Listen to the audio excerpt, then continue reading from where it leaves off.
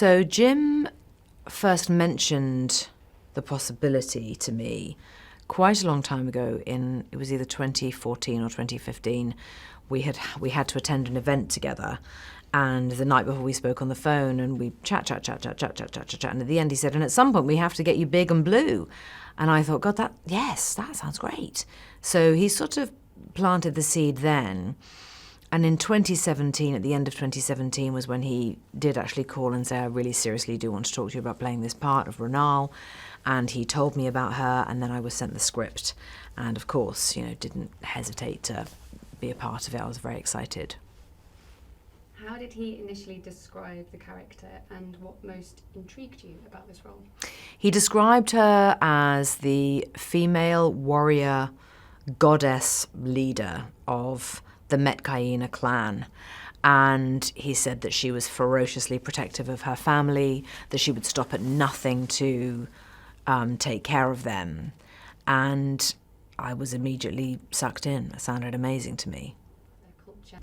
The Metcaina are a slightly different physical form of Na'vi. They live on and in the water. They respect the water. They also live with nature. So life underwater, the animals are also part of their family and their culture. Physically, they are taller. They're a slightly paler shade of blue. They have a sort of an extra piece on their forearm, which almost resembles a fin for power in the water. Their tail is thicker for thrashing through the water at speed. Renal is the female leader alongside Tonawari, her husband. But really it is Renal who makes the decisions, calls the shots, which is fantastic. How? So Renal really does see Jake and Neytiri and their children as intruders. Physically, she frowns on them. She thinks that they look physically incapable of survival within their culture. She doesn't believe that they will be able to adapt to the Metcaina way of life, and she's extremely resistant to welcoming them in. But it's not because she isn't kind-hearted or compassionate. It's because she is afraid of threat, and she's afraid of change.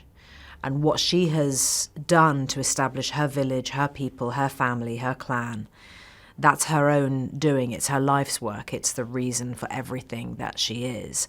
And so, yes, initially she sees them as a huge threat.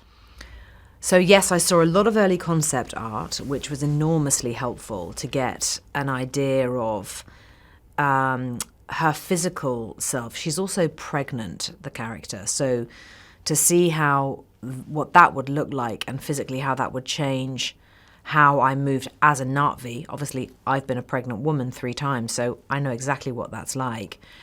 But the Na'vi people are, they are very, very, very strong physically and extraordinarily agile.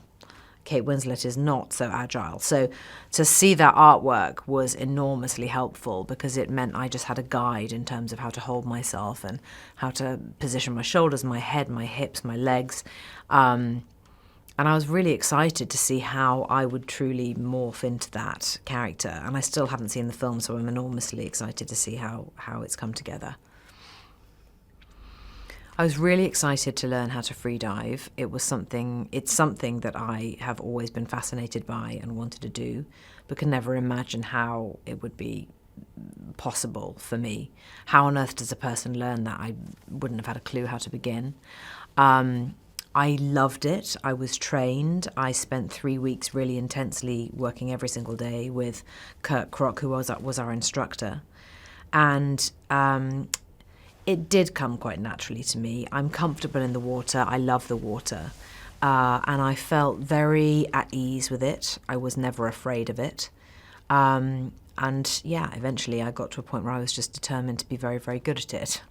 And which I was, which was completely amazing.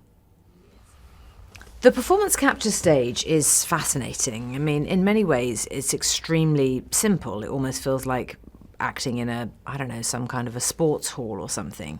It's a huge flat area with lots of taped out marks on the floor that denote rooms and doorways and spaces and where the building stops and the sea begins, the water begins. So it's lots and lots of fakery and make-believe. But it means that as actors, actually, you have to concentrate a lot because the cameras capture everything.